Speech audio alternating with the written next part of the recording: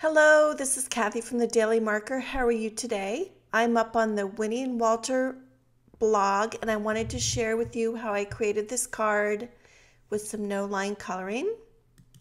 I wanted to show you how I stamp my die cuts. So I've cleaning up a little bit here, and I'm going to grab my Misty. This is the stamp set. It's so adorable. It's in their new release. And once I die cut the negative space, I like to stamp into that negative area and check if everything's lined up. Then I can just move it a little bit to the right or left to get it like the perfect border around it.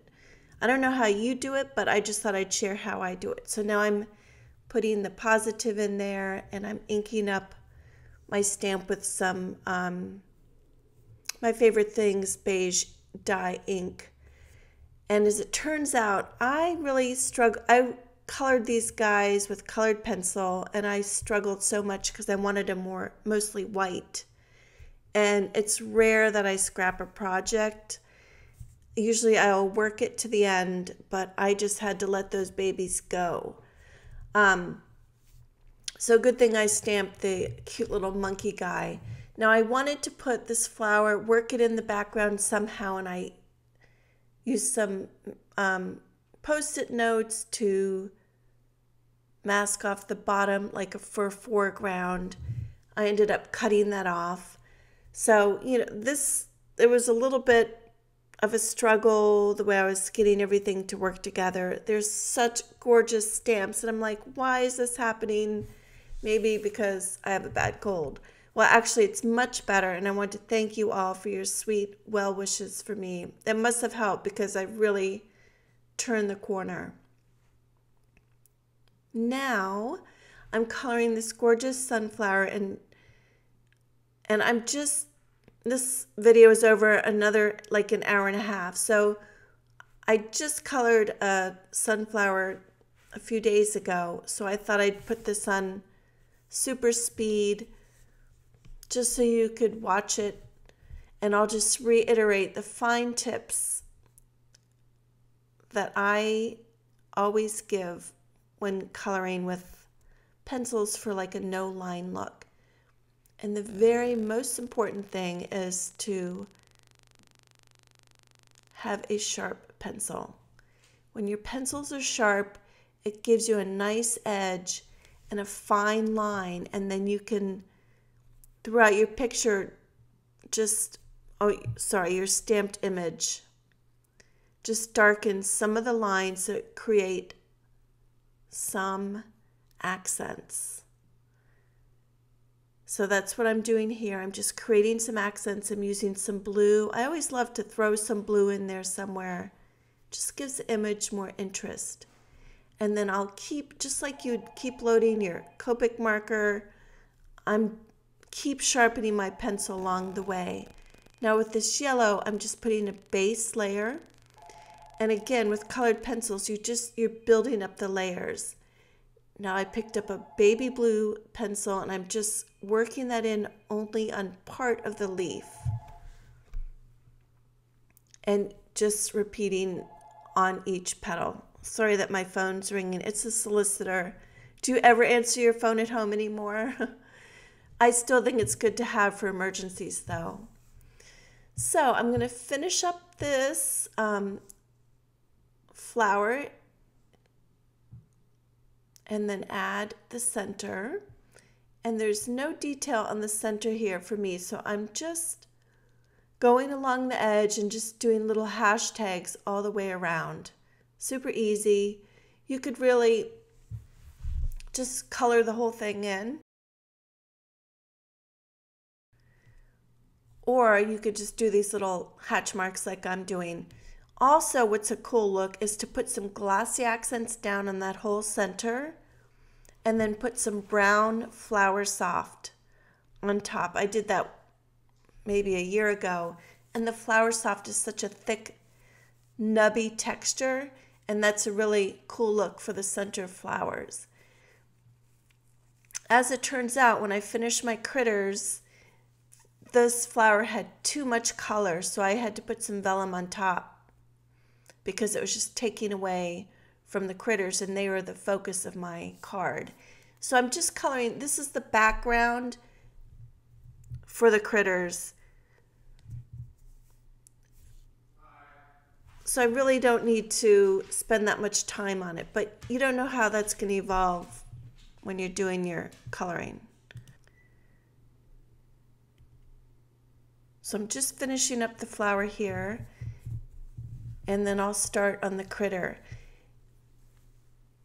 In the beginning of the video, I was going to color the two adorable, sweet little bears and just put a light wash of gray on them, and it just wasn't working for me. And it's rare that I scratch an image. So I had stamped the elephant and the monkey, and I was going to make another card with them, so I'm just going to use them instead. And instead of, I don't know, I just thought I would save myself some angst in the long run and start with a gray, a warm gray, W3 on the elephant, just to get my color going, and then I can bring in some colored pencils. Because sometimes it's so laborious to put those layers of color with a colored pencil. You have to have a light hand and just build it up, and it's just quicker to color something with some markers and then add more accents with colored pencils. So I'm just putting shading down in certain areas, kind of using the lines as my guide. There's no right or wrong, no rhyme or reason. And now I'm using a cool gray to soften those lines, and I'm going directly on top of the line. I'm starting where the ink is from the ink that I stamped, and then washing out that warm gray color.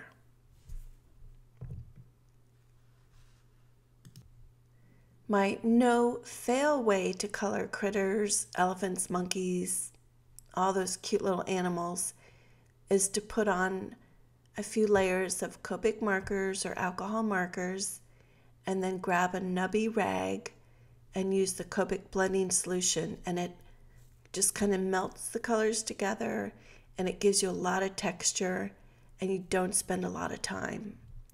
So that's a super quicker way to do it. Also, a fun way is to use Distress ink. If you cut it out, it makes it really easy to use Distress ink to color those critters. And if you bring your blending tool on just one side, you get that automatic shading in such an easy way. And I'll try and do that during the coloring challenge. So now I've picked up the Zero colorless blender. That's the same thing that's in the blending solution. It's kind of like an eraser, and I'm just working that image, just kind of softening all those lines with the Zero. Now I just grabbed a pink, it's actually an E color, but I have to always do a little rosy cheek on the critters. And usually I like to do a rosy belly as well, but there's not much belly showing here. So I'm adding some more. Now I've picked up my pencil, and now I'm going to start working it with the colored pencils. And again, it's a super sharp tip. So then it gives me, I can accent those little areas and kind of draw a line, which gives the image more definition. I screen for definition. So if it's super sharp, you don't have like a thick line, and then if it's a thick line, it just doesn't look good. So now I just adding a little bit more color on some areas I missed, and then I'll pick back up my pencils. Now I've got a darker gray here, and just working the layers, just kind of futzing around, adding a little bit more here and there, adding some more lines, and just working it.